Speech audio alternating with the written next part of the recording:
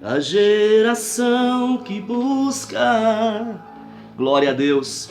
A paz do Senhor a você, meu irmão, minha irmã. Que Deus em Cristo possa te abençoar poderosamente. Oro para que a mão do Senhor te alcance nesse momento. Vamos estar meditando aqui um pouco na palavra do Senhor. E eu espero que o Senhor fale ao seu coração. Quero mandar um abraço, um beijo para todos os irmãos e pastores amigos que têm nos acompanhado. Que a bênção do Senhor te alcance nesse dia de hoje, trazendo sobre a sua vida, meu irmão, graça, fortalecimento, sabedoria, conhecimento, e a glória do Senhor se revele no seu ministério, em nome de Jesus. Irmãos, eu queria falar um pouco nessa manhã. Eu vou usar um versículo, mas vamos falar um pouco sobre a nossa visão, né? Sobre aquilo, como que temos que andar, como que temos que proceder, como que é o andar do crente, né? Então, eu queria ler com você um versículo que se encontra no livro de 2 Coríntios, e o capítulo 5 e o verso 7, onde Paulo vai falar aos Coríntios algumas coisas, mas o que me chama a atenção é quando ele declara assim, ó: porque vivemos por fé e não pelo que vemos. Temos, pois, confiança e preferimos estar ausente do corpo e habitar com o Senhor. Por isso temos o propósito de lhe agradar, que sejamos no corpo, quer deixamos. É necessário observar, irmãos, que o desejo do apóstolo Paulo sempre foi em conhecer ao Senhor. Quando você lê o capítulo 12 de 2 Coríntios, aonde ele começa a declarar, e a expressão que ele usa é: conheço um homem, quer no corpo ou fora do corpo eu não sei, que foi arrebatado até o terceiro céu, e lá ele viu coisas inefáveis, né? Ele viu coisas tremendas, e isso é lindo, porque ele declara que ele viu coisas que não havia linguagem humana para descrever a sua visão. Em outros textos, Paulo fala assim: olha, eu desprezo todo o meu conhecimento humano, eu considero como esterco, pela excelência do conhecimento de Cristo Jesus. Paulo, havia nele uma sede, havia nele uma fome desesperada por conhecer a Jesus. E se havia algo que Paulo mais queria, na verdade era estar com Jesus, estar com Ele. Então, para Paulo, ele declarava que o viver é lucro, morrer é ganho, ou viver é ganho, morrer é lucro. Para ele não importava mais, porque o que importava para ele era a vida que ele tinha com Deus. A Bíblia declara lá no livro de Éfesos que quando Paulo chegava na igreja havia uma glória tão grande, havia uma unção tão grande, que tinha pessoas que até confundiam ele com anjo.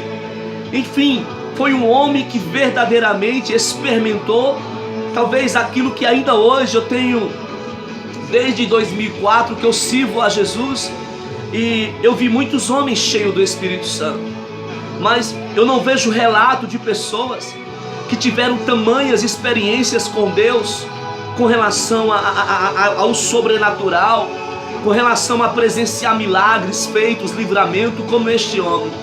Ele se despiu de si mesmo e se vestiu literalmente de Jesus, ao ponto de falar para a igreja dizendo: olha, sejai-vos meus imitadores, como eu sou de Cristo Jesus. Então, geralmente nós não temos a ousadia de falar para as pessoas, nos ter como uma referência, ao ponto de falar: olha, seja como eu sou em Cristo. Porque às vezes olhamos para dentro de nós e enxergamos em nós mesmos uma pequenez, uma fragilidade. Aí eu vejo esse homem, aonde ele diz também que ele é homem sujeito às mesmas paixões, aonde ele diz que ele é um homem que é um homem com tem fraquezas também, mas mesmo assim ele absorveu a Jesus, ele absorveu ao Espírito Santo, sabe? Ele andava poderosamente na glória e no poder de Deus. Mas só que ele declara aqui como que era o seu andar. Aí quando nós lemos aqui em 2 Coríntios capítulo 5 verso 7, ele começa a declarar para os coríntios, dizendo assim: olha, nós não andamos por vista, nós andamos pela fé. A visão que temos não é uma visão palpável, é uma visão do invisível. A Bíblia diz que Deus, ele é espírito. E importa que os verdadeiros adoradores o adorem em espírito e em verdade. Nós não conseguimos ver Deus, mas nós conseguimos sentir Deus. Da mesma forma que você não consegue ver o vento, mas você sente o vento.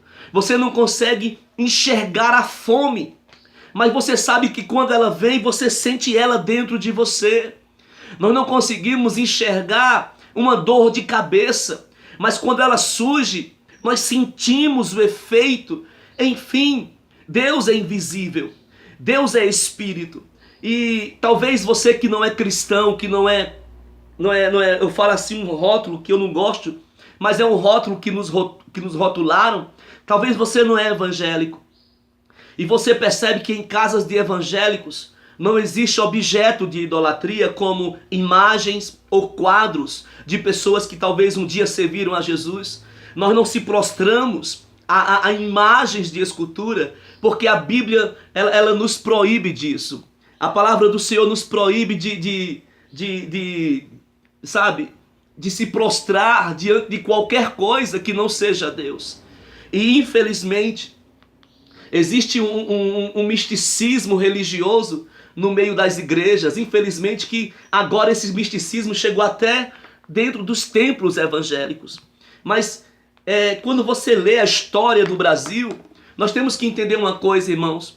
Infelizmente, o nosso país, o brasileiro, ele carrega misticismo dentro de si pela sua raiz. Por um exemplo, os índios, eles adoravam a espírito de floresta.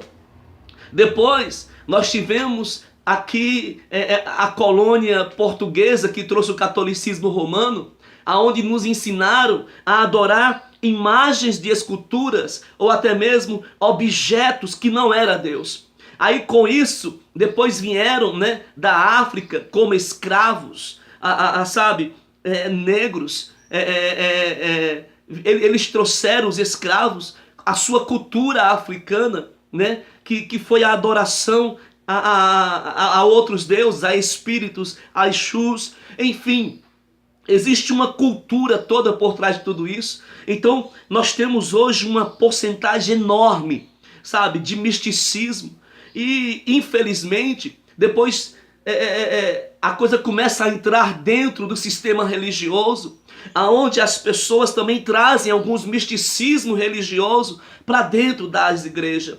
E o misticismo religioso, ele trabalha com o poder e com a barganha. Eles usam isso para barganhar, para oferecer poder ao homem, E nós temos que entender que o homem, ele tem essa tendência da ganância pelo poder, e muitos fazem qualquer coisa pelo poder. Então, alguns líderes religiosos, sabendo que há um misticismo no brasileiro, eles começam então a criar objetos de idolatria até mesmo dentro do conceito evangélico. Algumas pessoas começam então a levar pessoas a depositar sua fé não em algo invisível, mas algo palpável. Aí nós observamos que dentro de algumas instituições religiosas, as pessoas então começam a atribuir a fé das pessoas em sabonetes ungidos, em lenços ungidos, em sal ungido. Aí começa a trazer objetos até mesmo de idolatria,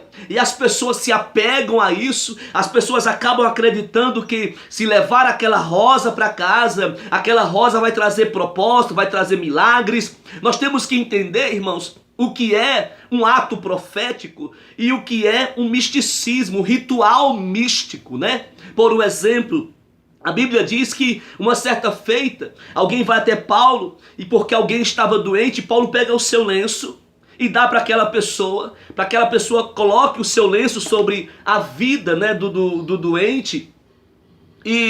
Mas só que você vai observar que você não vê isso constante.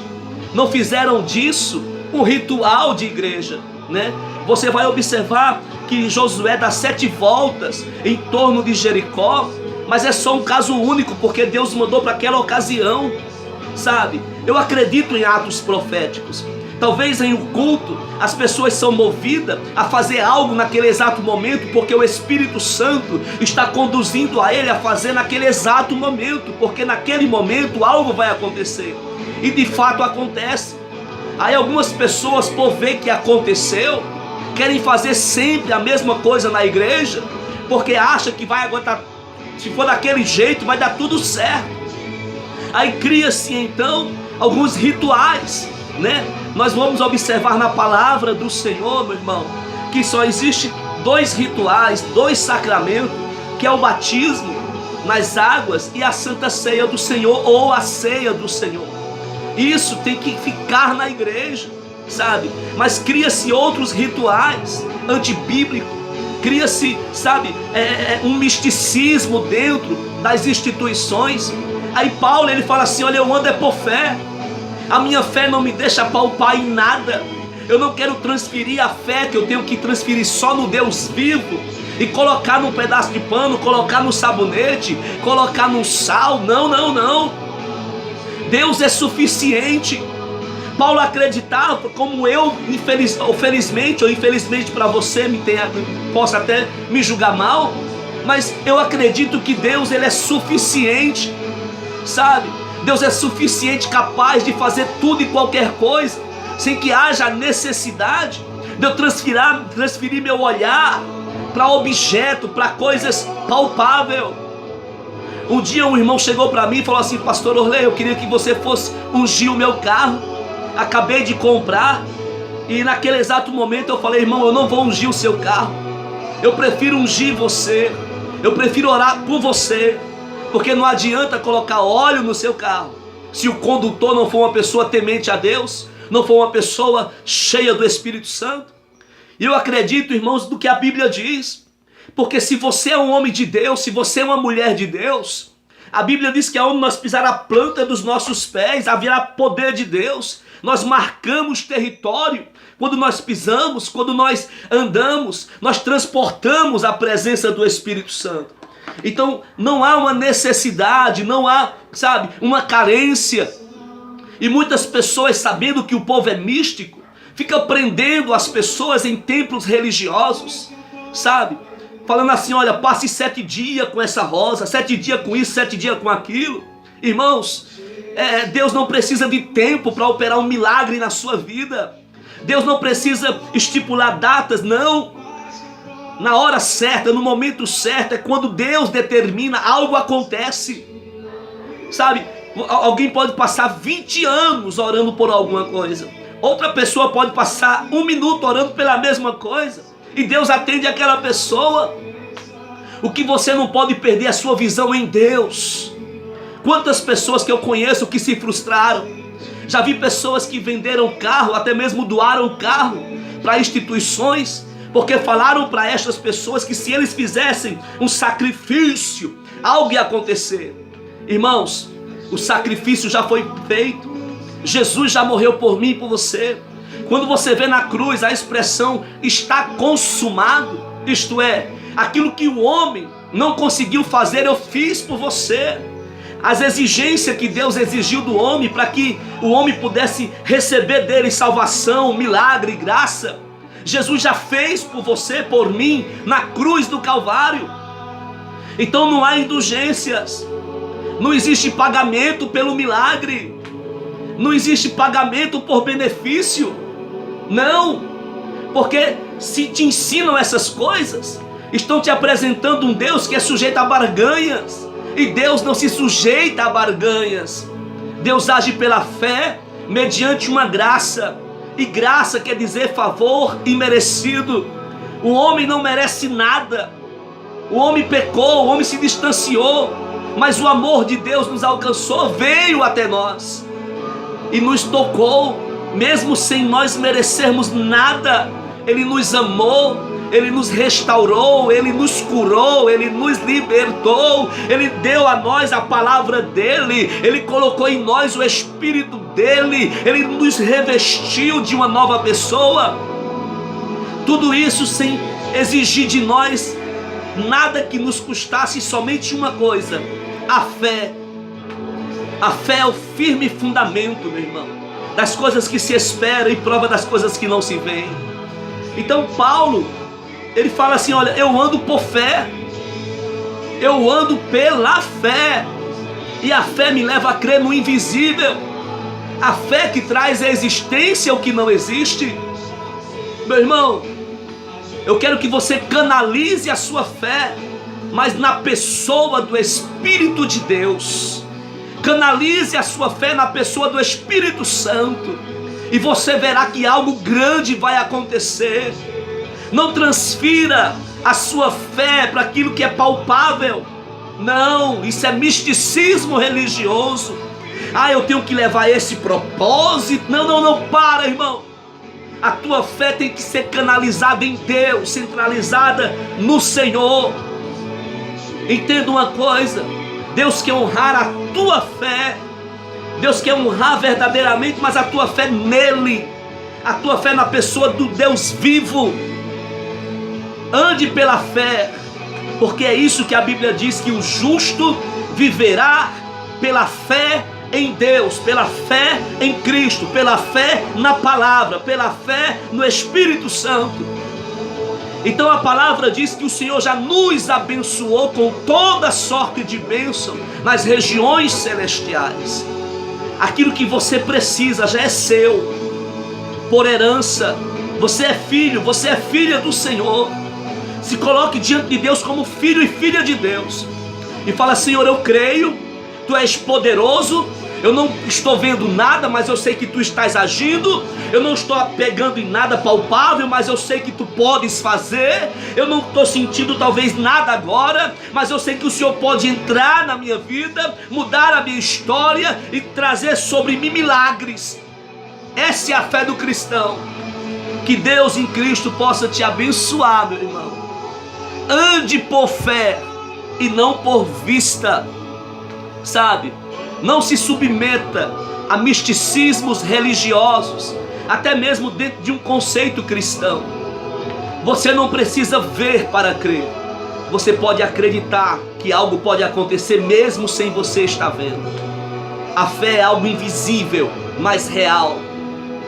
Deus é invisível, mas real, porque tudo nasce no Espírito. Tudo começa no mundo espiritual, porque aquilo que os teus olhos hoje veem, primeiro nasceu no mundo espiritual. O que você vê hoje veio do nada.